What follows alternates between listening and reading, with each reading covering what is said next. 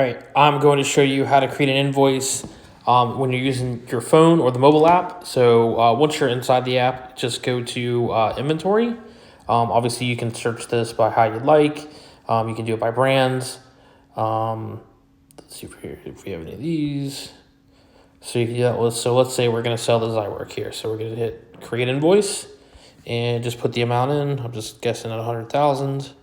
Just go submit. All right, let's say you want to sell 2 watches, same process is the same. You can add the model number if you've got it. Hit save and continue. Here you would do shipping details. So let's say you're going to charge $100 for shipping. Let's say you gave the guy a $2,000 discount. Depending on if you take tax or not, if there's a deposit involved, just enter that. Payment terms, immediate. You also have net terms. If you want to ship, let's say we're just going to ship it today. The method is going to be FedEx. We'll just put in a tracking number here. All right, and you can include the wire details if you'd like. Hit save and continue, and then you're going to do who's it going to go to.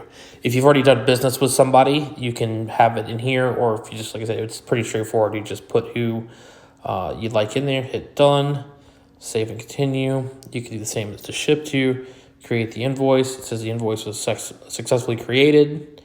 All right, then you just go to your invoices. All right, there it is. You can download it from here. So there it is, and you can send this if you want to text it. You can send it to yourself through WhatsApp, email, text message, whatever you'd like. It's there and it's in the system.